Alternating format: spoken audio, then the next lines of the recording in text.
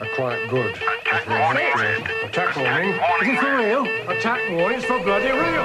Live from Colorado Springs, the Drop Culture Podcast. Want to confirm, is this an exercise? Roger, copy. This is not an exercise. Come on, quick, get down. 1, 2, 3.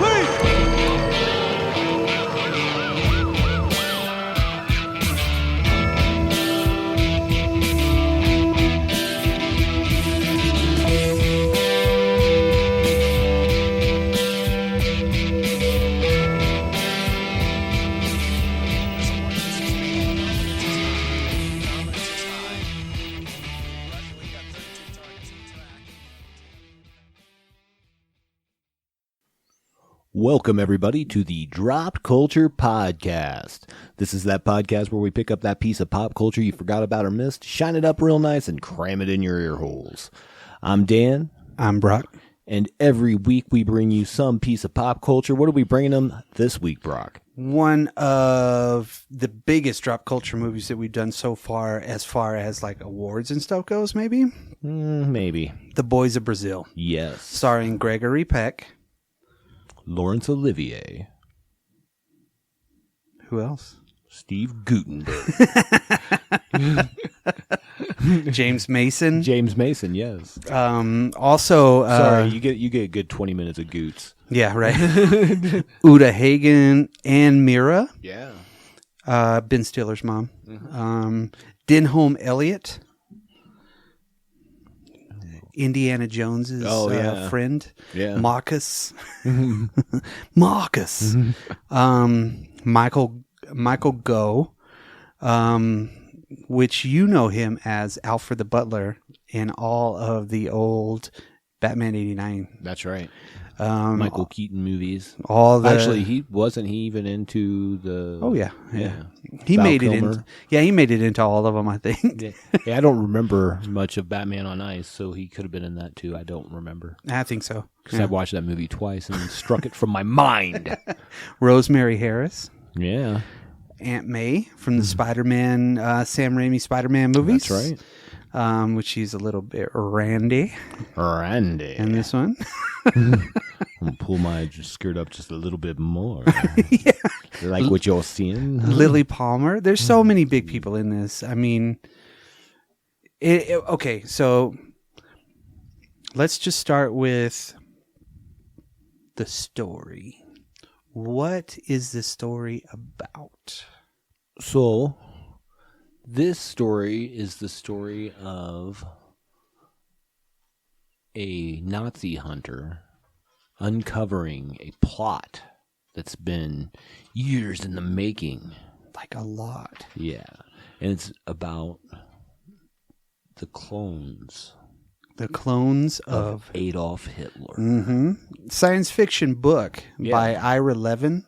Came out in 76. And they optioned it for a movie. Pretty quickly. I mean, that's pretty fast. 76 to 79. Yeah, just as fast as they did like Exorcist. Or 70. Was it 79 or 78? Came out in 78. Yeah, so 2 years. Yeah. Which it probably means he was pitching it. And yeah. Which is just a great idea because you have major characters in this. One is an amalgam. The other one is a real life person. Joseph Mengele. Well, and some of the stuff I read was that our vampire hunter, our Nazi hunter. That's a whole different show. Yeah. It was actually based on his name is what was the guy's name? Simon Wiesenthal. Wiesenthal. Thank you. The dude was he was literally like the. He was a huge humanitarian after the war. During the war, he survived, oh my God, several death camps. Somehow he made it through. 89 members of his family and his wife's family put together all died during the Holocaust. Right. Which is like nuts. That's insane. And he after the war, he dedicated himself Well, it was after a time after that too, after Nuremberg and all of that stuff like that. He devoted himself into collecting the stories of the Holocaust, which nobody had started to do, right? So we're talking documentation of whenever they arrived at Buchenwald, or they were, systematically run out of their neighborhood. He held on to that information. So his information and contribution to basically exposing the Holocaust for what it was, instead of everybody being like, it doesn't exist. This is pretty prescient right now, too, because they've released a bunch of FBI, not FBI, maybe CIA, I don't know, some government stuff showing that we had, how much money we spent looking for Nazis in, like, South America, North Africa, all these places. Yeah, So that's been fairly recent that they've exposed some of that stuff. Yeah, well, Argentina and Paraguay and Brazil and all those places like that hated Americans at that point. Right. So they were already sympathizers for the Nazis. So the guys that got out, like Mengele, right? Mengele, his whole story is like after he got out of the war, but yet he was captured I don't know how many times with different names, but he still made it back he made it to South America and then went back a couple of times to see his kid. Yeah. So this dude is like, he's the fucking angel of death when it comes to this shit. He was the one that performed all kinds of unnecessary surgery. Yeah, just basically testing stuff on people, like injecting them with blue dye to get blue eyes. It just weird stuff. A lot of stuff with twins. It was a lot of eugenic stuff. Yeah. Before we get to him, because I do have a lot of information about him, and I think it's pertinent to the way that the story goes in this, and to know the characters. Well, this dude, right, the Simon Wiesenthal, yeah, he basically caught 1,100 Nazi war criminals in his time, or at least helped find them. Yeah, he didn't go. He wasn't like he wasn't like bringing the A-team in and doing it himself. No. But he was just like the information broker. Right. And he lived for a very, very long time. He lived until the 2000s, like 2003 or some shit. Yeah. But he caught one of the most prolific Nazis, Adolf Eichmann. Yes. Right? He was the administrator of the Final Solution. So he was like, all right, let's go. And then Franz Muir, he was... catch him in... It was the Israelis that caught him, right? I think so. Yeah, I think so, yeah. And then Franz Muir, he was a butcher of Wilno, I think. And then Eric Rexowicz in charge of the death trains from Holland. Oh, yeah. So basically, he was the one that was like, and we all know the Holocaust was like complete and utter just destruction of shit, of an entire race of people. Trying. Right. He worked for several divisions of the U.S. Army too. He worked for the War Crimes Section of the Army Office of Strategic Services and Counterintelligence. Plus, he worked on his own. So, I mean, from what I read, he really didn't like the character that they had created, and there's reasons why. Sure, but at the same time, this was them mixing. You know what I mean? Yeah. They kind of mixed all that up to give this one character a little bit more gravitas, right? Now, Joseph Mengele, the other side of that coin. So you got the heads with Simon Wiesenthal, Ezra Lieberman in the movie, as he's known, Laurence Olivier, 3 names all in a row, and they're all the same person. Right. And Joseph Mengele is the dark side. He's the tails of that coin. He was the butcher, basically. He was the angel of death, and he basically would go into a lot of... He came into Nazism later on, right? So he knew he wanted to do something. He came from a rich family, like they owned like the Prussians. We're talking all the way back into Perugia. Yes. His family made money. Yeah, he made money. His parents and his family were affluent and rich. Yeah. When Nazism came around, he was one of the last big characters in that world to come on board. It really seems like he came on board because it afforded him the opportunity to do what he wanted to do. He studied that shit in school. His thesis paper was about eugenics. 100%. And he was recommended to all these places by his mentor, which was his professor. So he had a PhD and an MD. Right. So the dude was like super smart, but we know that he didn't really do good in regular school, in primary schools and things like that. But when he got to college, he started excelling. But then he got out and then kept learning. So the eugenics part of it was something that it didn't really take off in the scientific community around there. So he's always kind of like a lackey. He was always kind of like the dude that was in the background, right? Well, whenever, I think it was like it was in the 40s whenever he kind of came on board, from what I remember, right? And they saw his paper, the head Aryans, and were like, oh, maybe this dude's got something to say. So they moved him into residency at Auschwitz, right? And that's where he did the twin stuff. The heterochromia, where it's different colored eyes. Yeah. That was one of his main focuses, besides the children that were twins. Right. And he but he like went after dwarfism and a couple of other things, right? Because his theory was, and this is really fucked up, that you could tell the race of a person by their jawline. That was one of his main things whenever he was researching that stuff.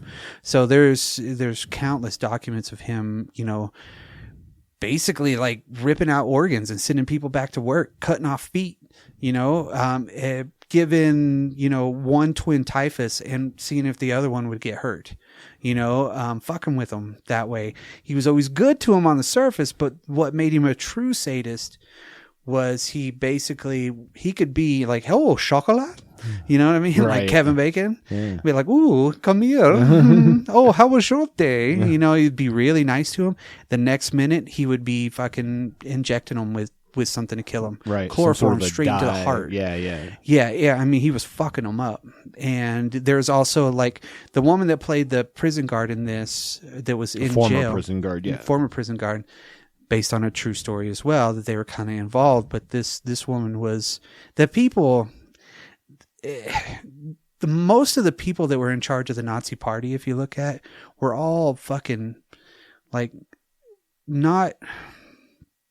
they wouldn't fit into a normal societal role, but they had, and I'm talking like shopkeeper or something like that. Sure. They were just a little bit off, and they didn't have a place. So when the Nazis, that's how you start a movement, right? And that was Hitler. And it made sense. This is for you. Yes, for the people. And it worked. And to think that they were writing stories back then about this, they still are. Nazi Island. The shockwaves. There's all these things that like Nazis are on the fucking moon and shit too, you know? Or in Antarctica, in a hollow earth. Right? I mean, come on. There's just so much. And what I like about like this movie is they did base some of the stuff on fact, and then they have the fictional aspect of it, but the fictional aspect of it makes sense that they would do that. So this is the kind of story I like, because it is very much grounded in real life. Right. And it uses historical characters, right? But in a way that's totally believable. Mm-hmm. Right? Yes. It's almost like revisionist history fiction. Yeah. Like a Tarantino, but a little bit more in depth. Yeah. Because these characters. These characters are already fleshed out. So exactly. When you step into this movie, you already know they're like, you're thinking like Nazis. Once Upon a Time? Yeah. Okay. Stuff like that. Yeah. Just kind of changing things up a little bit to fit the narrative. Right. But more than history, this is like, at the time, present, right? Yeah. Because this came out in 1976. The book did. They made the movie in 1978. So this is all like happening now. So it was still enough time that this guy could have been, even though he lived a long, long time, he would have been a lot more active in like 1978. Yeah, and 76. Joseph Mengele was alive at that point too. Right. They basically predicted his death because he died 4 months after the movie came out. Oh, really? So in a weird fucking way, they were already like there, which I thought was kind of crazy. Yeah. But basically, the whole premise of the movie is 94 middle-aged men at the ages of. Let's get there. Okay, let's get there. We can get that. We'll talk a little bit about just progression, because that's one thing I thought this movie did very well, was you didn't really know what this movie was about. Yeah, not at first. After about the first hour. Yeah. No, it really about 2 hours and 7 minutes long, I think. 196 minutes. Okay. I think that's what my copy said, something like that. Anyway, 196? yeah.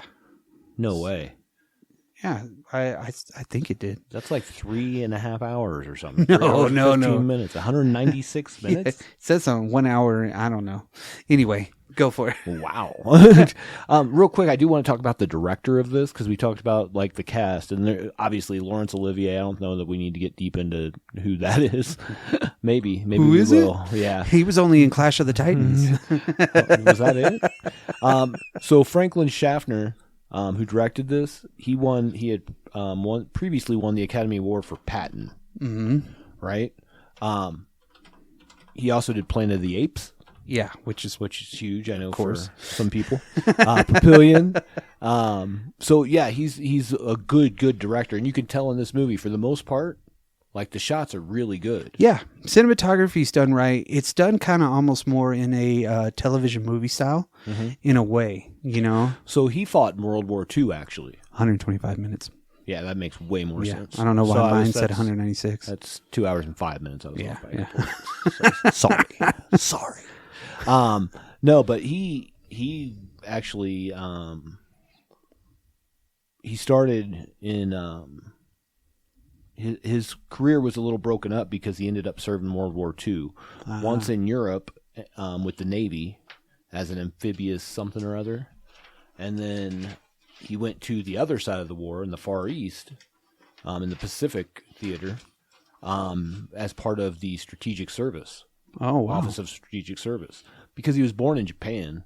Oh, I think he only lived there till he was like 5 or 6 or something. But it's interesting that like his movies, like when you think of Patton, that's I think you would have to have somebody that was in the military direct that movie at that time too. Yeah, right. At that time, yeah, because he was born in 1920. So if he was, fighting, he was in his 20s. So very, very, very like he absorbed a lot of stuff from that time. He was the original director on the TV series The Defenders. Really? Yeah. God, he's done so much shit. The dude did so much stuff. Whole lot of stuff. Anyway, so I thought we should shout him out a little bit. That's really that. But let's talk about where this movie starts with the hero of the movie. Because realistically, none of this movie could have happened without one man. And that's the Goots. That's the Goot. Old Steve Gutenberg. Old Steve Gutenberg. Early Steve Gutenberg. Yeah. This is like his third appearance. Well, other than a TV movie and like some other garbage.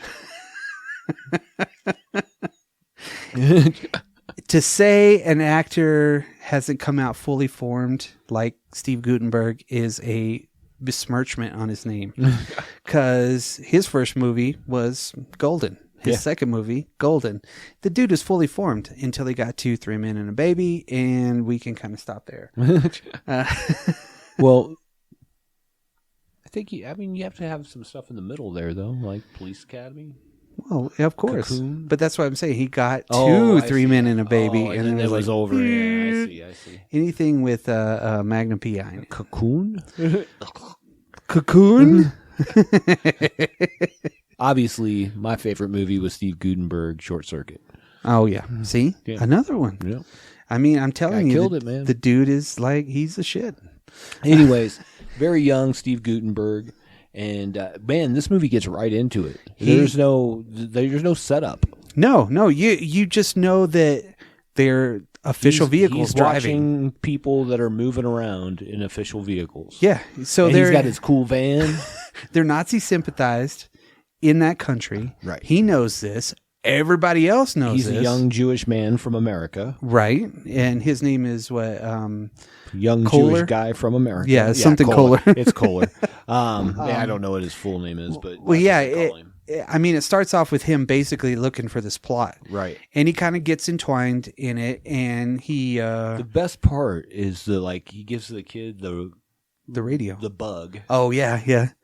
And then the kid's playing on his radio Whoops. And that's how he gets busted. But the whole time, like, he's hiding in the trees listening to what these people are saying because he's chasing them down. He knows they're Nazis. Well, he's already contacted Ezra. Yeah, which he calls is him. Laurence Olivier. He calls him from there, and he's basically like, and that's where we first get Laurence Olivier's character. Yeah, he's kind of coming in, and we get to see everything we talked about, his whole archives of everything, and the landlord. And the drippy ceiling. Yeah, the landlord like bitching at him because he's putting too much weight on the floors. What is your fucking house made of? Balsa wood? Fuck that, So we kind of get that, and we kind of get a sternness from him. You could tell that he's just, I don't know, almost an old man. Sort of, but it's almost an aloofness at first. Like, he's not even going to deal with any of it until he has to. And then he's kind of stern about it. You know what I mean? It takes a turn a couple of times when things add up. Well, of course, Joseph Mengele shows up in Brazil for a meeting that Gutenberg's been watching all these people. Right. He's like, oh shit, fucking guess who's here? And then that's when we see James Mason for the first time. He's Edward Seibert, Seilbert or something like that. And basically he's kind of like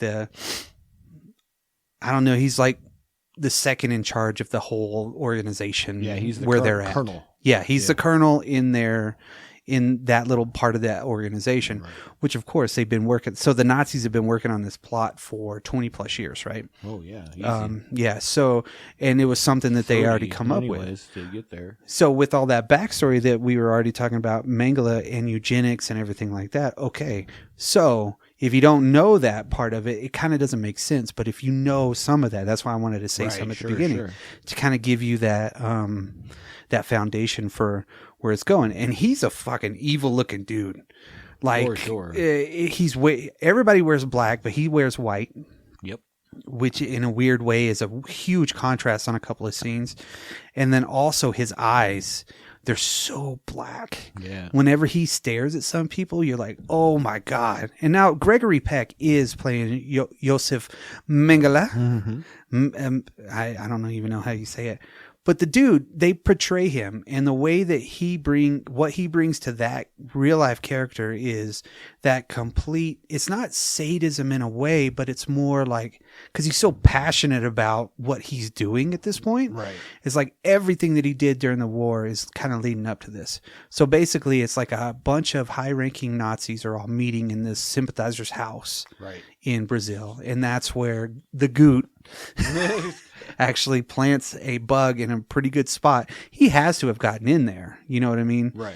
The kid couldn't put it in that. I thought the kid did it. I think he helped him. Because he gives him a box with the radio, right? He gave him that, right? He's very enthusiastic because he figures out how to make like a portable radio station. Pretty much. He's broadcasting it out on FM 32. Which is funny because the whole time that they have the radio on, it's playing the same fucking song over and over again. So of course you got was really sold on that piece. Yeah. So you get this little kid that he's working with, right? So Goot's out there, there's traffic going behind him and shit like that. Like, he's not really hiding. He's white in Paraguay. So, I mean, he's not really going to blend in, you know? So Mengele basically addresses the whole... Yeah, he has a big meeting with all of these other people that are going to be part of this plot, and what they're probably already part of this plot. Oh yeah, they have been. They were just waiting for the time to get activated. Right. But there's some illusions that there's way more of those people out there. Yeah, these guys were just picked for this specific thing. Correct. Because of what they did, and we're talking like old school SS dudes. Death's Heads dudes, everything, because they show their pictures one at a time, kind of at one point. And literally, he figures this stuff out, and he plants it while they're having their. This is the beginning of the end. Yes, pretty much. This is everything's coming to fruition. So basically, what it is. Well, at this point, we find out they're going to kill 94 people. 94 men that are 65 years old. Right. And are civil servants. Civil servants. Across the world. Yes. So there's 16 in West Germany, 14 in Sweden, 13 in England, 12 in the U.S., 10 in Norway, 9 in Australia, 8 in Holland, 6 in Denmark, and 6 in Canada. Yes. So they're fucking everywhere, right? Spread out. So we don't even really know what this is about because fathers are 60, 65 years old, civil servants, right? Just normal people. Because immediately the first person, they're like, well, why kill all these people? Are they Jewish? And that happens to both sides, Right. The good and the bad. They mention that. Right. They're like, oh, what is it, a Jew? And they're like, no. Mengele's like, nah, not at all. And then one dude actually just asks a question, simple question. He's like, so by killing this man at 65 years old is going to fulfill my destiny and the future of the Aryan race? And he's like, do you want a different assignment, bitch? Yeah. Like, he fucking goes after him. Yeah. And he's just like, no. That sets a tone right away for his character that, like, he doesn't take any shit from anybody. Yes. He's singularly minded. 100%. Yes. One mission, right? That's where that he's just like, we're going to get this shit done. I don't care what it takes. But you get to see a little bit more of that. But what I liked in that scene, whenever he's staring the other dude down, he doesn't look like Gregory Peck. He looks like something else. Yeah. He looks like a fucking devil or some shit. But the dude's sitting behind the guy that asked the question. His eyes get really fucking big, and he's like, what the fuck did you just say? Like, oh my God. And that's one thing about this movie that I liked is the background characters were actually acting. Yes. They weren't, and that's the only way I could put it. It was like they were really fucking acting. They weren't just stand-ins. Yeah. They were bringing more color to the whole scene, which I thought was, the first watching, you're not going to notice a lot of that stuff. The second watching, you're going to see some, but if you get into it, and watch it, 5 or 6 times or something like that, you're going to notice all those little details like that. Like, especially, he's going through this list, right? But then, like you said, that little kid runs outside to listen to the fucking red radio. I know, and then you see the guard go by. The guard just goes by, no big deal. And he hits the antenna and it tunes it out, and it's like, now we're going to kill 94 men. You're like, and the dude's like, what the yoink? Yeah, right? It was surprising to me because he didn't grab the kid and take him with him. No, he just grabbed the radio. He's just like, it's a radio. Well, he heard what they were saying on the inside. He was like ready to go. Right. He's like, this could be a contingency. Yeah. So you got to think, for 20 plus years, they've been plotting this shit. They've been putting it together, putting the money into it. And that one little thing. Steve Gutenberg. And at first, they walk in and they're like, pss, pss, pss, pss. He's like, find it. I mean, and they tear apart that fucking dude's house. Like cutting stuff open and cutting the couches underneath the couches. And that one dude pulls it out and like, pow! I got it. And Gutenberg's like, holy shit, I gotta go. So he runs. This is where the only part where the music didn't really match because it was all really serious while he's driving. He's like, woo! Yeah, because he's recording this on tape. Yeah. So he's like, all right, I got to talk to you. He's got what he needs now, so he can convince Ezra into, you got to help me seriously. Yeah, you got to help me. And so, because he's very dismissive the first time he calls him. Yes, he's like, yeah, we know he's there. Yeah. We know this. Yeah, we know all this. My everything knows this. Right. And then whenever he gets back to his hotel, that's when they kind of cut back to Gregory Peck in character doing this, where he's waving the little fucking device in their face. He's got like all the staff around. Yes, including that little boy. Yeah, and it's the arrogance that somebody that had all that privilege of their life would just be dangling something in front of somebody to get a reaction. Right. It's fucked up, and that's a really fucked up thing because. Honestly, if I'm standing in a line and they're like, "Oh, did you see this?" I'm like, "What the fuck is that?" Right. Even if I did it, you know what I mean?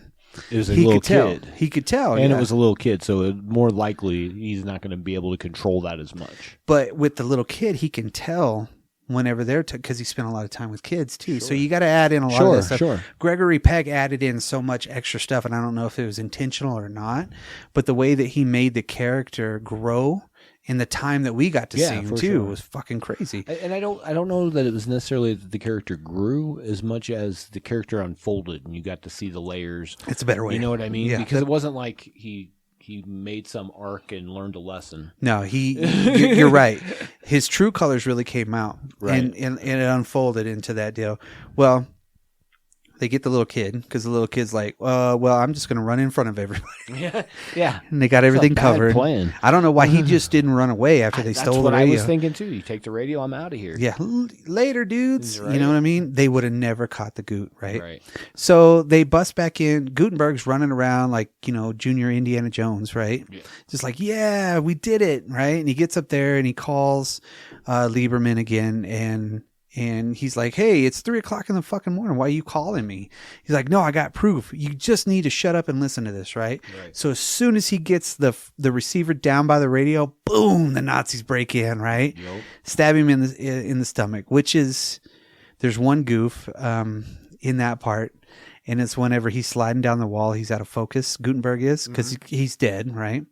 And Gregory Peck's going to pick up the phone, right? But you see Gutenberg blink. Yeah. I'm like, oh shit, he blinked. Oh wow. Well, That was that. No, he was stabbed. And... Right. That was like the 6th time I watched it. So I was looking at everything. Well, and when Mengele picks up the phone, puts it up to his ear. and he knows who's on the other end. And so does Ezra Lieberman. Yep. They both know because they can both feel the presence of each other. So It's the Force, Luke. yeah, but to put the Nazis in that they're so fucking evil and hateful is the way he puts it. Yeah. To be able to tell that there is something hateful on the other end of the phone, it's like, holy shit, I mean, that's just like true evil. That was a very nice little touch on that part of it. Agreed. To kind of have that intuition, right? So of course the Goot's dead.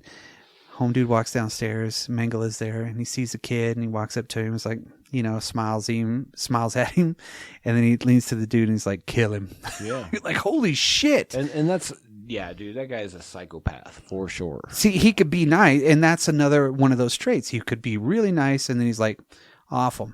Yep. So the research into it was really cool, and I think that the bringing those aspects out in that part of it really made it to where somebody like us that didn't live through the war, didn't see any of that stuff, or weren't even around it when we were young, to have that part of it where you're just like, holy shit, that dude is the angel of death. Yeah, for sure. To kind of bring it in there. Yeah. But yeah, as soon as, he gets killed and he hangs up, fucking Ezra's like, what the hell? And he's got all this information. 94 men, you're not even making any sense. Right. I don't even know what you're talking about. So then relatively soon, he's out on the street and he meets with Denholm Elliott, which is a publisher of a paper. So he owed him a favor, I guess. Yeah, he helped him break a big story. It was probably a Nazi one. hunting one. Yeah, I think they allude to that. Yeah, and of course Denholm Elliott's like, oh, whatever, Joseph Mengele, he's the red herring. He's like, no, this is what's gonna happen. I just need to get clippings, right? So he's asking for clippings from all the offices across the world, right? Of anybody and that was a cool line too. He's like, you know how many 65-year-old men die every day? And Laurence Olivier looks at him. He's like, I try not to think of it. It's like, what the fuck is this? It's so nonchalant, but yet it's kind of a tongue-in-cheek joke, but yet, because he's old too. I mean, he's relatively old. So then we kind of get a little bit more insight into the whole program, because that's when, all these people are dispersed and they have to kill a certain amount of people to get through everything. So of course he's, going about his business, doing everything normally right after that. Ezra, right? He's just kind of only looking into a couple of things, like, it might be nothing. Excuse me. My goodness. They find his letters where all of his papers are there and everything, and all of his pictures. So they're kind of identifying some shit. And that's when we get to about the island of Dr. Moreau, which is fucked up, man. Yeah. So the island really is like, it's an island of mutants in a weird fucking way. Sort of. Yeah. They just weird experience.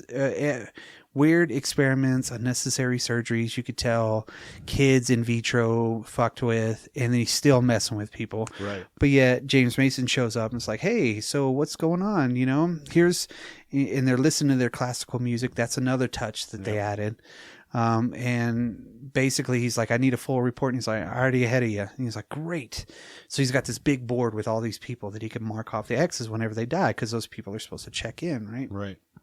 He already knows Lieberman's there, but he doesn't really know how much Lieberman knows, Right, you know, right. because of the kid, because they just, Because they could kill the dude. yeah, they disposed of everybody, Right. you know, and got rid of the tape, whatnot, right? What little did get out, Lieberman kind of is like, maybe I should check this shit out, right? Start looking into it. But is that when he's approached by the friend? that's a little bit after. A little bit after. So we're on Mangala Island, right? And you get to see his whole operation, the storks outside in the cages. He wears white and a white plantation looking home. He's got two freaking collars, one on top of the other, the underneath collar on top of the over collar. It was the 70s. It was beautiful. And he was fascinated with the digital clock. Yes. He's like, oh, what a modern piece of machinery.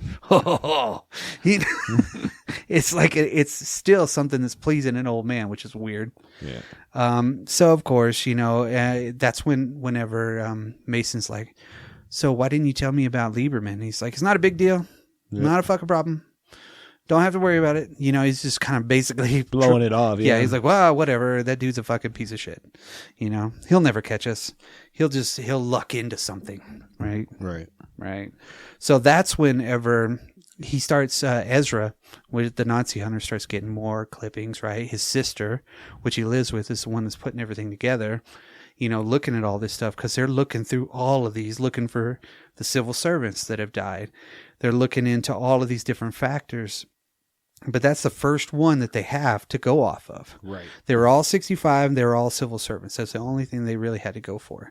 And we see some deaths of some of these guys too. Yes, like the dude taking a piss behind the bottle factory. Yes. The dude's like a fucking sick bastard too, because he's like groping the barmaid. He's like, I want to give you something. He's like, why don't you give it to your wife? You fucking pig.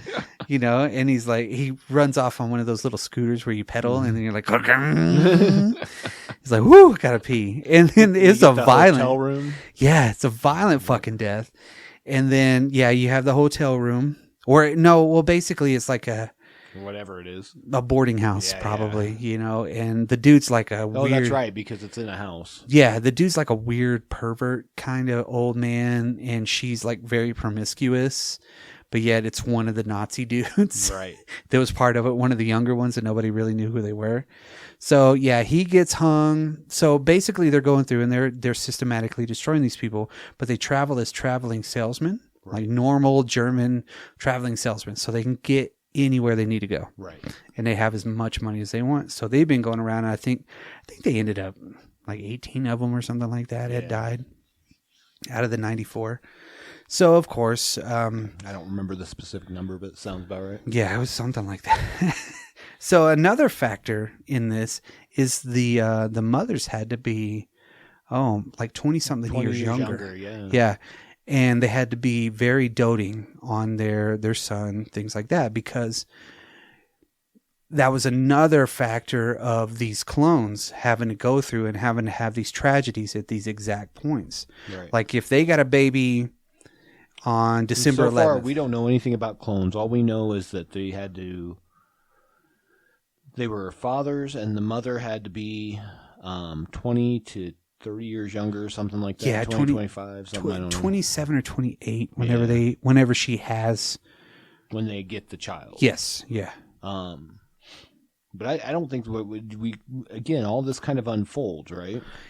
It gets a little bit deeper the more that they kind of go into it. Because originally it's just these guys. Yeah. So they're like, what's the point of this, right? So that's where he kind of puts his toe in the water, and then they start getting more, but he starts visiting people. Right. That's where we start really getting into it. But he's literally visiting people that are convenient for him to visit, because he's going on lecture tours, different things like that, right? Well, and I don't think he's 100% sold yet. No. And he's like, well, this is the cheapest. This is the way I'm going to do it. I never miss this. Just please put these together. Yeah. You know, he's telling his sister.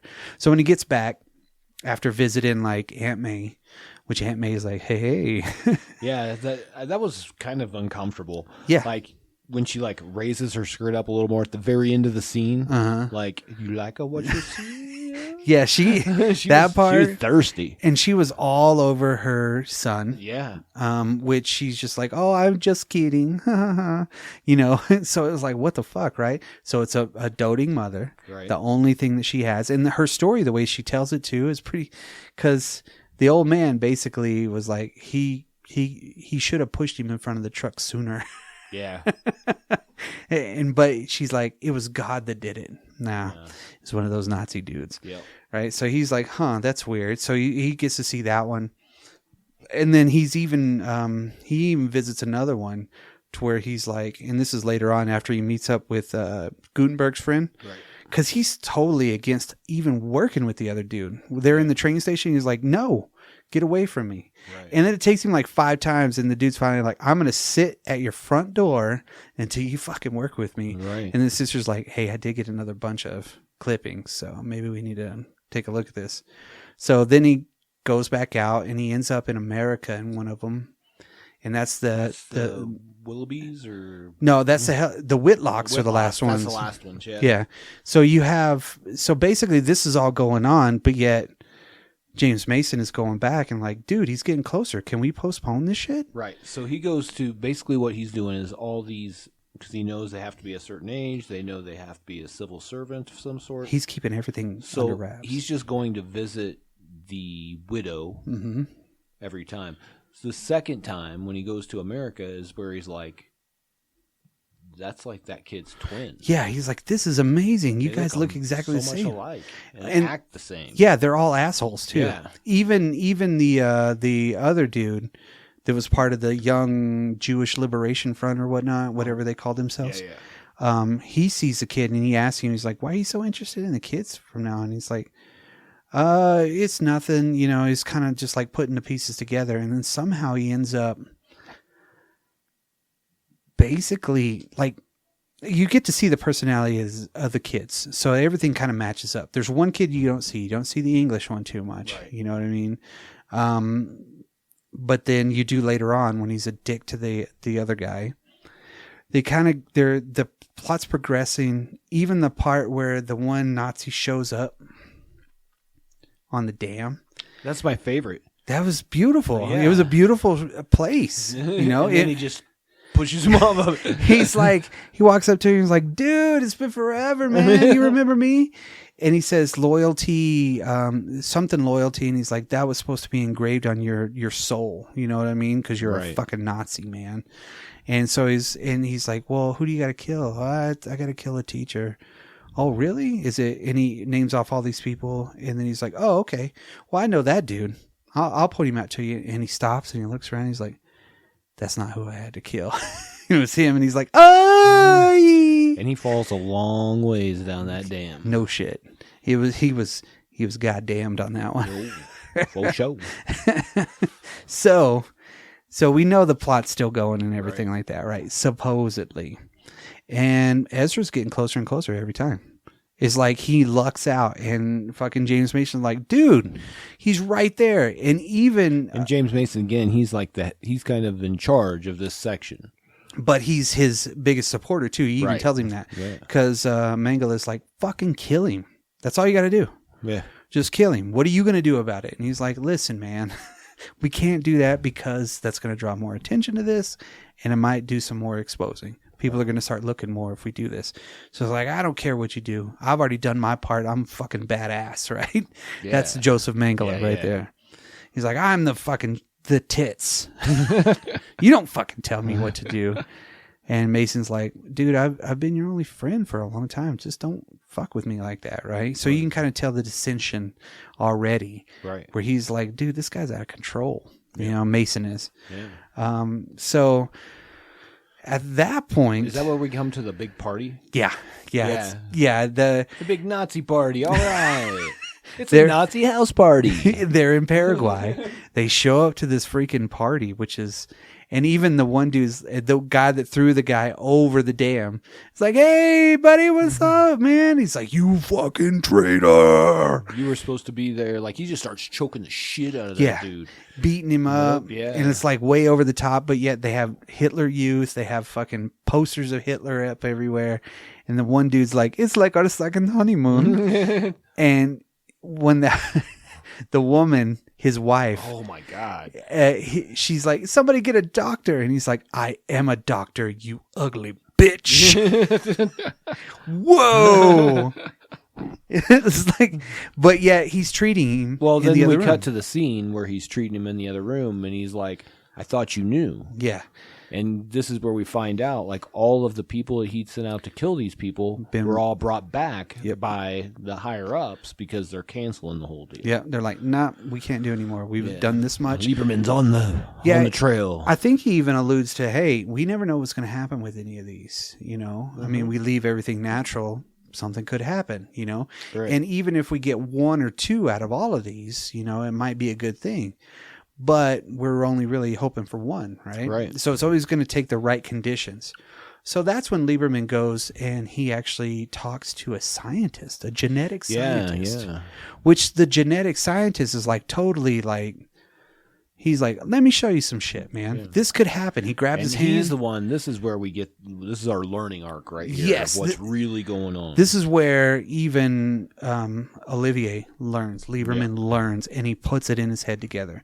So, of course, which is really cool is the doctor's even like, you know, so we could take this cell, we could put it into this, and we can basically make a clone of you. And he's like, do you follow? Do you follow these? He's like, how would you do it? You know? So he asks those relevant questions, kind of like a normal person would. Like, how the fuck? I don't even know. And it would work in humans? Yeah. And, So they show they have a white rabbit, but they take out all the white rabbit's eggs, right? The egg embryos. And then they UV kill all the DNA inside it, basically, and then inject load it up with a blood cell from a black rabbit. And then put them back into the white ones. And then there you go. They have a litter of black babies. And then also, too, at that point, too, he even says it doesn't work very often with the mothers or something like that. It's always very few. And that's when they show that one black mouse, not the rabbit, in all of the other white ones. Right. So he's like, well, let me show you a film. Yeah. You know? Let me show you how this works, kids. And so it's 1978. Yeah. So he basically sits there and, well, no, that's when he goes to the chalkboard and he's like, okay. Yeah. So we look at, 65 years old, a mom is here, boy, and he lists off all these traits and he kind of puts it together and he's like, I can't believe he really did this. Because that is something at the point, we know that what was in the 90s, 96 or 97, they cloned the first sheep. Right. Which they'd probably been doing it before. Well, yeah. And in Mengele's own writings and all of his work that he ever did was all about eugenics and all about that right there. So of course, progression, perfect, fits, everything works, right? That's when Lieberman gets up and he's like, does the person have to be alive to do this, right? Right. He's like, no. Like I said, you could just use a skin cell. And then he goes, is it Mengele? Yeah. The scientist, and he's like, no, he has brown eyes and blah, blah, blah. Dark hair. Well, So basically he ends up in the lecture hall and the doctor's like, so is everything okay? And he's like, no. So he lines it out. Mm-hmm. He's like, 65-year-old father, civil servant, nothing really particularly important. Mother that was 27, 28 whenever they had him, doting. The kid's talented in certain things, can do this, can do that, but had a tragic accident because of his father was an asshole. Used to really treat him bad. Basically, and then he gets to the end, he's like, they're all clones of Adolf Hitler. He's like, Adolf Hitler. Yeah, and it's like, holy shit, right? Here's another thing that I learned, too, with the research. Hitler was light brown hair whenever he was that young. Okay. Which just adds another layer to the story if you kind of think about that, because Mengele was, dark haired, a little bit darker skin. Yeah. Versus Hitler was just white, white asshole, right? So they're basically, he figures out if we, and the doctor lays it out. He's like, if you have the right conditions, it's possible to happen. Right. You know, you could create something that is an exact duplicate of somebody else, but you got to put in all these factors, right? Right. That's when he draws everything on the chalkboard. But that's whenever he's like, holy shit, that is really what's happening. Yeah. You know? And I think we did gloss over whenever he went into the, and that was a savage moment by Lieberman too. He goes to the prison to talk to the woman. She was a prison guard during the Holocaust. And Nazi prison guard. Supposedly he put her away. Right. I think they were talking about that. That's what it sounded like. Denholm Elliott and him, when they first met, were talking about it. And oh shit, that was a savage part too, because the woman's like, oh, I'll talk to you about my time in the adoption agency. But you're thinking, what the fuck? How did an ex-Nazi get involved in an adoption agency? Right. And she's people even don't do their due diligence, and there was no internet back then. Right. And she's even like, oh yeah, I know what I did was illegal, but I made a lot of people happy. Yeah. So she doesn't really know. We don't really know what the stipulations of the meeting are. Right. But apparently there's something hanging on it. If she's talking, they're going to do a couple more depositions or something like that. So he's like, he kind of ferrets everything out, you know, and figures that shit out. Is like, and she's like, fuck you. You got to get your pound of flesh any way you want to. And he's like, fine. And he just packs his stuff up. He's like, yeah. The other 2 depositions I'm going to do, I'm not going to do. She's like, you liar. And dude, that's one of the best lines too, because he's like, what's he say? You're not a guard. Yeah, you're not a guard in here. You're a prisoner. You're a prisoner. And guess what? I get to leave, but you'll never leave. That's right. That's fucking savage, man. For sure. Even the lawyer or whatnot's like, whoa.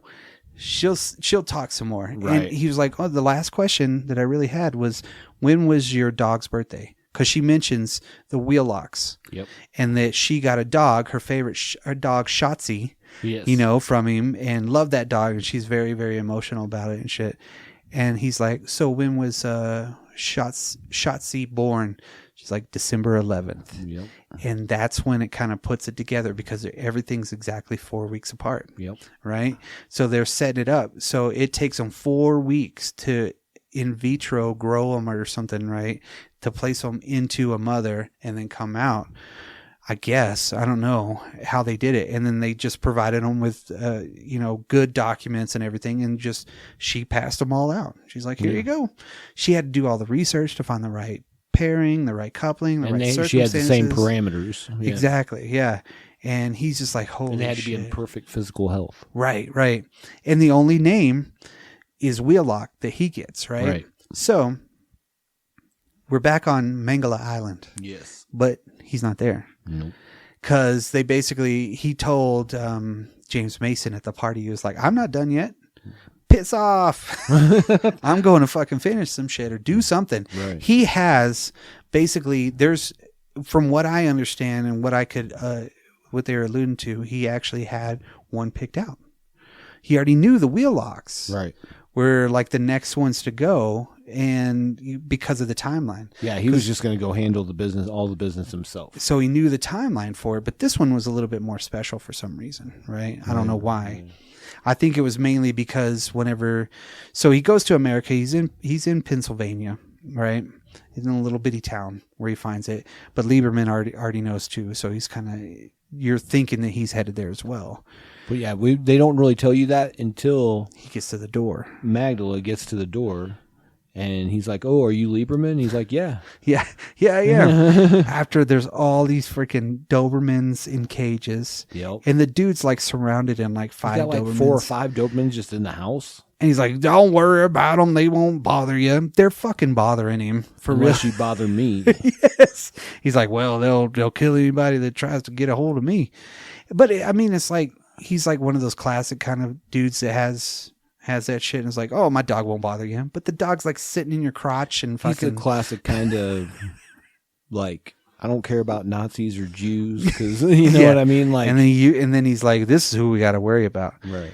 And so Mangala works his way into getting the Dobermans put up. Right. He's like, and then he cocks his gun. He says, I had a childhood trauma. Can you lock me away? And he's like, oh, you're like my neighbor. Oh, God damn. You're like my neighbor. Won't even come up the driveway. Right. So he takes him down to the cellar and he shoots him a couple of times, right? with that that's the one thing in this movie. The only time in this movie it took me a little bit out of it when he falls down, because he's shot like this, like looking at the guy as he's standing on the stairs, but conveniently turns around to land at the bottom of the stairs. Yes. On what looks to be maybe a mattress. I don't know. It was some potatoes, because he had like a whole giant deal of it was stupid.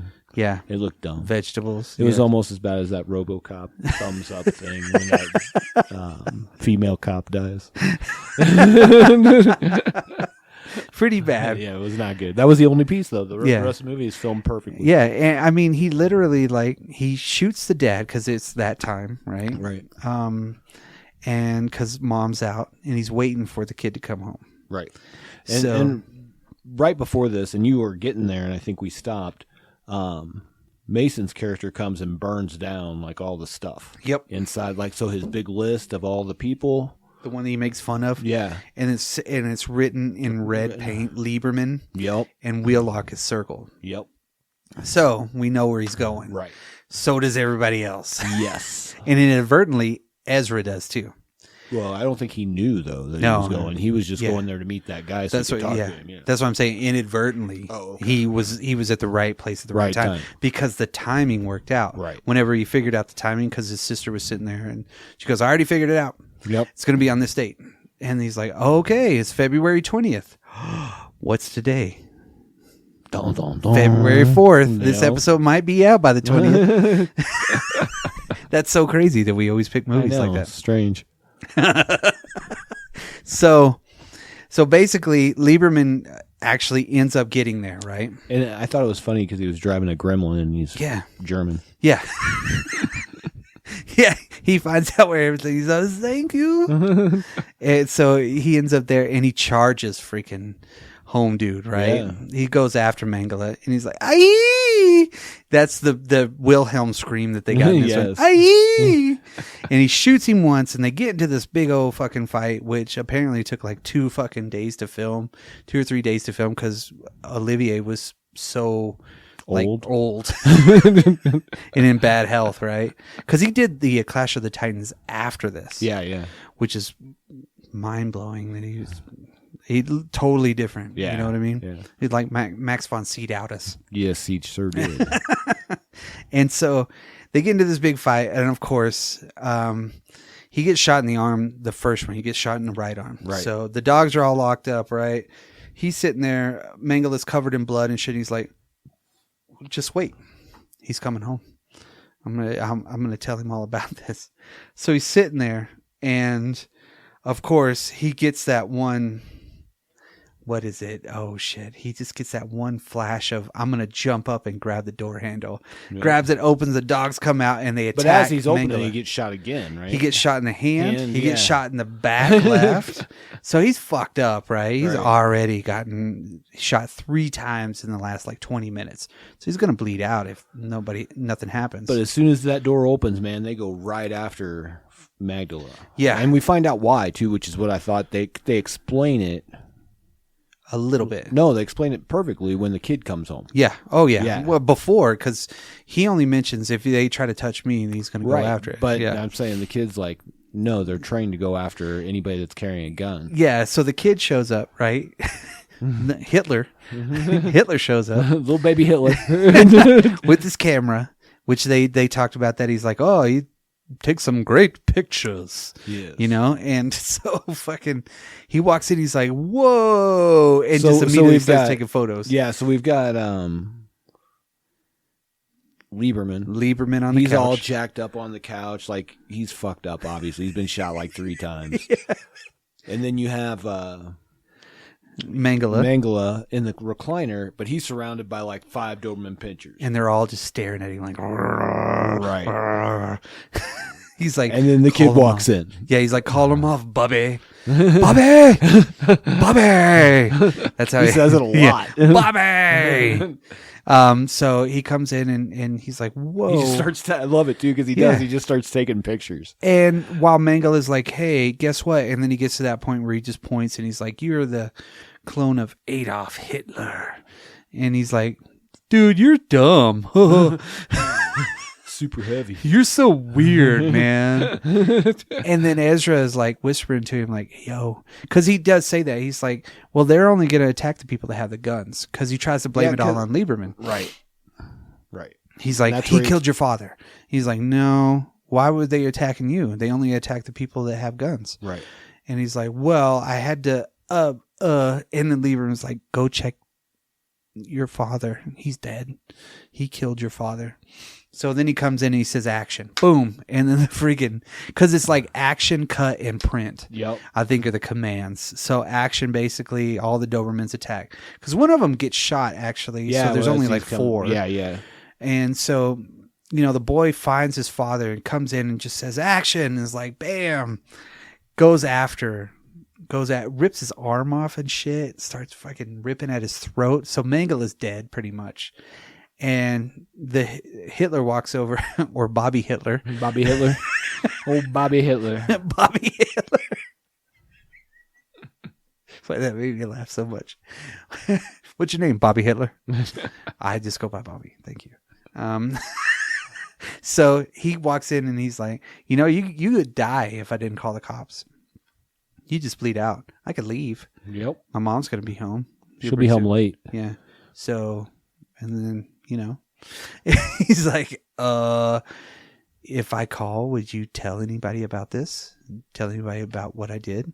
And of course, Ezra's like, hell no, I ain't saying shit. Because he's smart. Right.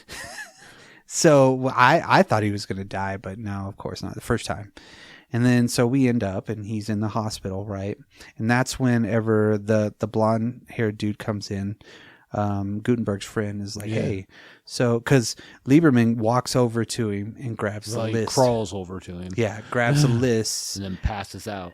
Right on top of him. And then if you look at the pictures that Bobby has taken, you get to see all the up close stuff. Right. And it's weird. He just took pictures of them while they were while they were all passed out, laying there, bleeding everywhere. Yeah.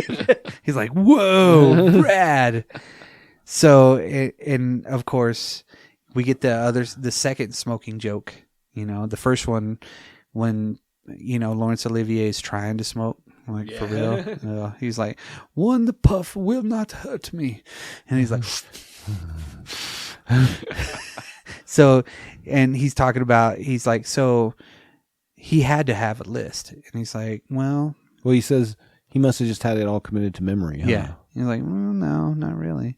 Well, I love how he gives it up really easy too. Yeah, he's like, there's no investigation there. Yeah. And he's like, no, I have it now. Like, very simply, he doesn't have it. I do now. Right. So he's like so nonchalant. So he pulls it out of the sheet and he grabs a cigarette and he tells him, I have a nurse here that gives me cigarettes. She said, if after everything that I've lived through, smoke is not going to kill me. Right. Pretty much. Yeah. Got shot, lived through the Holocaust, fucking. Yeah, for sure. Good God. Probably paratrooped sometime, jumped out of a couple of airplanes. God knows what the dude did, right? So he grabs the list and he burns it. Because Home Dude's wanting to go kill all the Hitlers. All the little Hitler clones. Yeah, Bobby Hitler, Winston Hitler. Randy Hitler. Randy Hitler. Randy. Fred Hitler. Jacob Hitler. Anthony Hitler. Jacob, that's a little too... I don't know, it's close. I mean, it's a Jewish name. Tandy Hitler.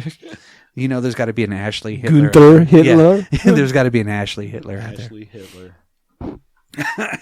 So, I mean, honestly, it ends on that way in a truly good fashion because he's like, no, you're not going to kill all these kids.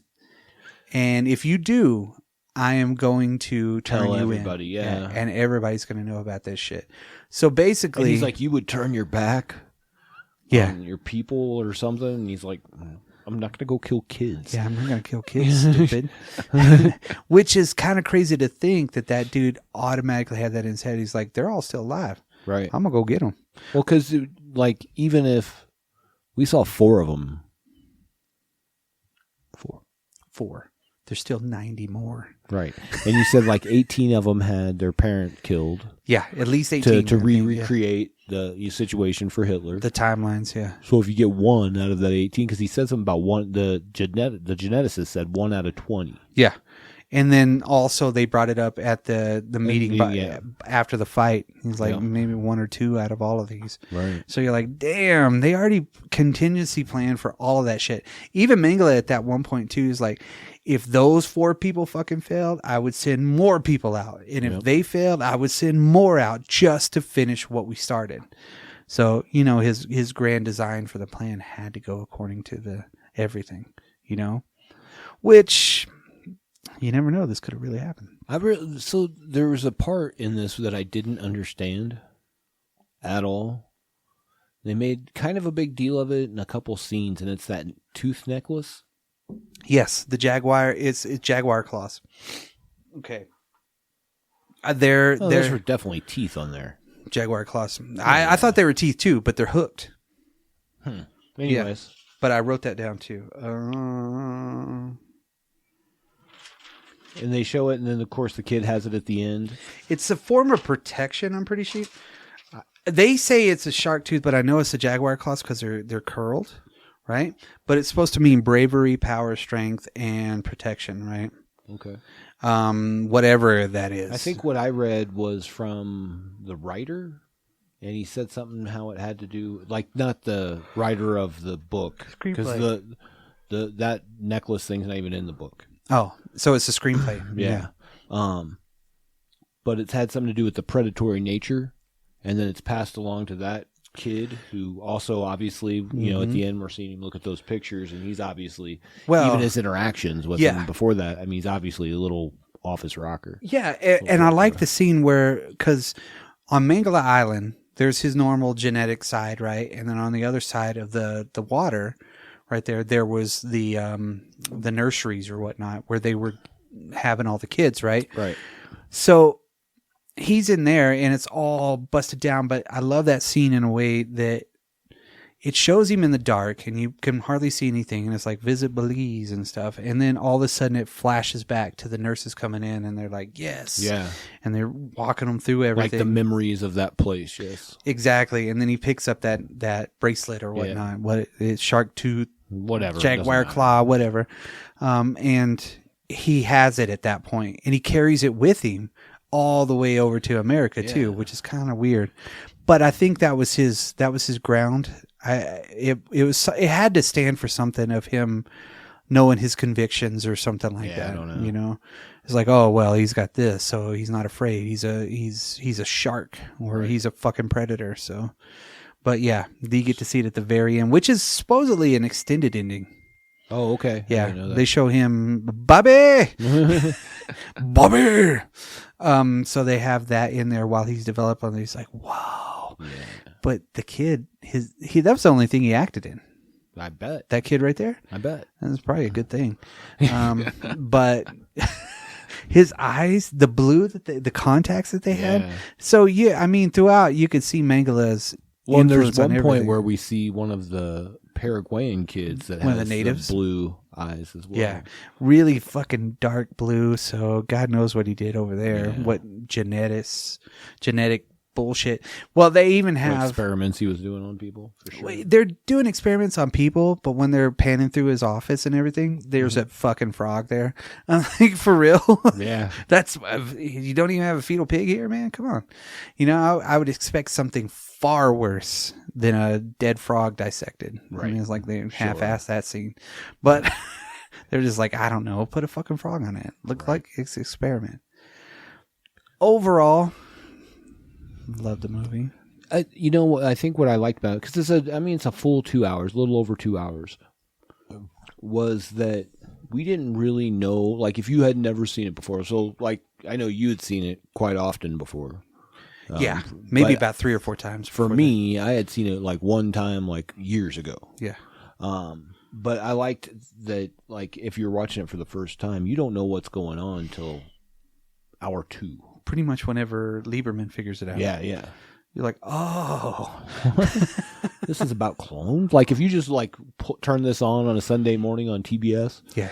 No idea. You would have no idea what you were watching until, like, what the? Yeah, you're like, is that James Mason? Because it almost seems very, like I said, historical, like almost a revisionist history, even though it was present time then. Yeah. But you don't know it's a sci-fi movie. Yeah. 'Cause really, that's what it is at that time. Science fiction. 100%. Right. And which is to think that, I don't know, that they were already thinking about this stuff. Somebody, whoever wrote the original story, the Ira Levin guy or whatnot, had to have heard something about that and kind of traced it, put it together with Mengele and was like, fucking, hey, I got a great story here, which is great. Yeah, you know? for sure. I'm glad that they've never tried to redo it. I don't think that they need to ever do anything different with this movie. Yeah, agreed. Just remaster it. Yeah. This is one of the few movies that are kind of part of the drop culture that I would not want to see redone, you know, or even having prequels or sequels or anything. Don't need it, you know, because it should exactly what it should be. Yeah, unless you wanted to do like now those kids are 24, 26, 30. Well, how old would they be now? Well, not now, but I'm thinking more like if you said it like, let's say that's 78. Let's say you made it 2008. Ooh, or maybe not even that far. Maybe 2000. 1998. Right? Yeah, there you go. Like right around there. Because he even says it too. He's we're gonna get the Hitler we deserve for the 80s, the 90s, and the 2000s. But and I think so. It could very well end up that one or two of those people are that guy, right? Right. But then also you got to think of the factors that they were trying to put him in, because there was no great war happening at the time. Right. World War III was always, talked about at that point because we were in the midst of the Cold War, right? The last 10 years of it at that point, pretty much coming up, Sure. The 80s. So you had Vietnam was your big conflict. Yeah. Recent conflict. So you got to think about how Mengele and all them were looking at that. Like, okay, if there's another part of the network that would start a war in a weird way, okay, then there's your rise. Right. You know what I mean? So Sure. there's other things. There's so much underneath it that you can could build insinuate. up to and have that character become the person that is the warmonger. Right. Right. And you put them in the right situation so they have the right childhood. So it's kind of like the Omen 3. Yeah. Like where he becomes the president. Yep. Except he's Adolf Hitler. Yeah, there you go. See? He's Bobby Adolf. Bobby Hitler. Bobby Hitler. Bobby Hitler Wheelock. Yeah, they call me Mr. Wheelock. Call me Bobby Hitler for short. But oh, damn you, Bobby, get in here. And they're everywhere too. So they're in all these major countries, and a lot of them were enemies, pretty much. But most of them still have their fathers. Yes, whether that's good, bad, and different. Mm-hmm. And you would, I don't think just because your genetics are the same as somebody that you're necessarily going to be. So the environment has a huge piece of you have the in genetic that, disposition. That's what the scientists were saying. Right. You can have the same things, but you got to have the right conditions to reach the same end result. point. Yeah. And that's what they were trying to do. Right. But where were they going to go with that afterwards? Right. After they reached that point on his 14th birthday, you would put them all in positions. Any of them that made it, you would put them in positions of power, or put them in positions to fail, to get up and rise to power. Yeah. Just like Hitler. Because, I mean, Hitler was fail first, and then... Hitler was in World War I, right? Didn't do much shit. Then he was the one that was starting the beer fucking warehouse. Beer house riots or whatnot. Yeah. Got squashed. Then they took it to Congress. Oh, the wire mark or whatnot, and they got shot down. Somehow they wormed their way in, and they're like, fuck y'all, this was our plan all along. So they lucked into a lot of shit. Oh, for sure. But they had resilience, though, to keep kept pushing. It, yeah. And to take a country that was pretty much dead after the Treaty of Versailles, and all of the fucking major shit that they were doing. Well, I think that's an easy time to get people to get behind you, you know what I mean? No, and the similarities for that.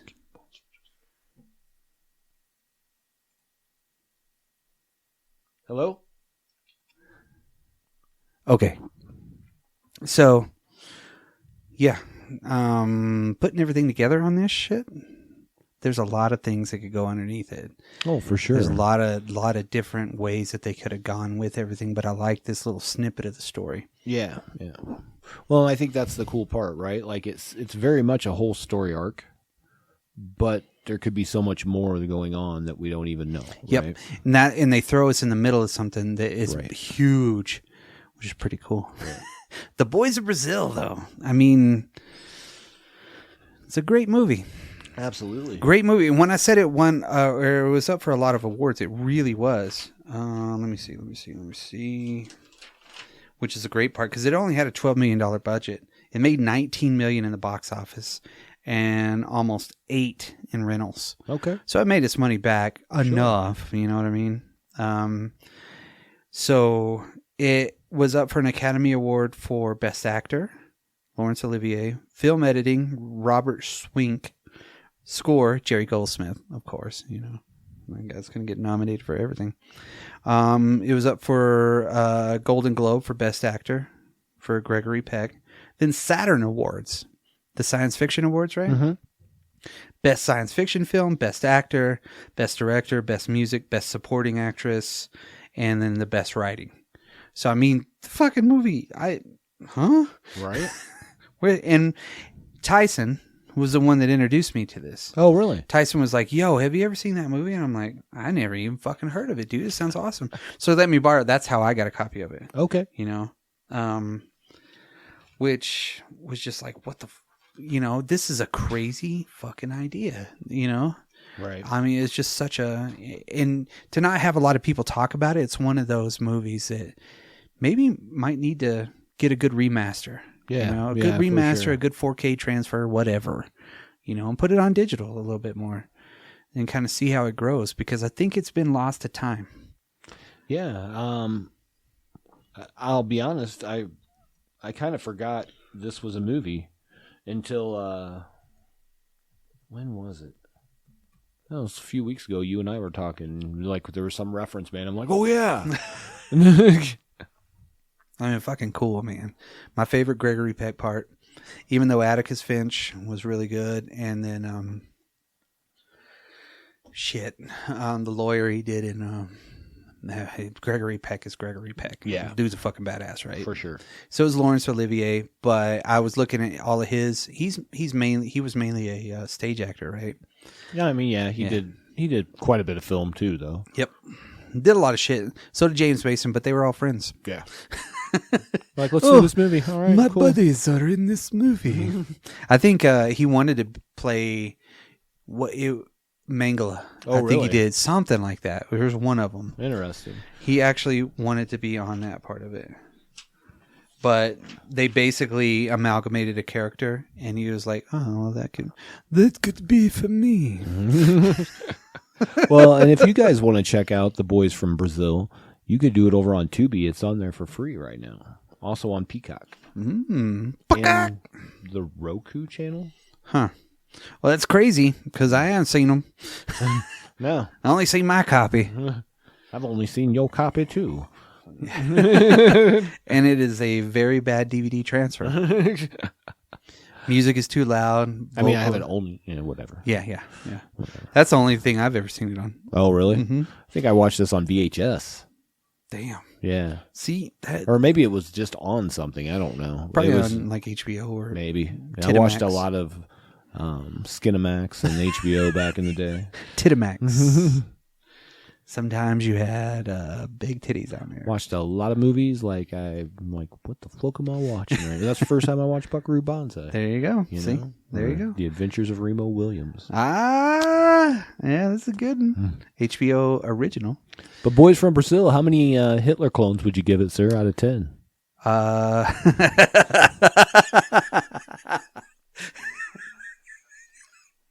Maybe I'd give it 8. Okay. I think 8 out of 10 Hitler clones. I will give it 7.5 just because I want to cut a Hitler clone in half. Want to dissect him. They're Hitler twins. Hitler twins unite. Oh, no. It's Hitlertron. Fucking Hitler jokes never go old, No. but they are fucking bad. But yeah, where can they reach us at to tell us about their boys from Brazil? You can get us on droppedculture.com. You can check us out on the social medias, the Twitters, the Facebooks, the Instagrams. You can just send us a little old email if you want to droppedculturepodcast@gmail.com. You can fire up a smoke signal if you want to. We'll find it. Don't worry. We're always keeping an eye out. We are always looking. We're over here by Garden of the Gods right now. So, That's right. You know, we're connected. That's right. Connected to the smoke. That's right. All right. Later, dudes. Peace.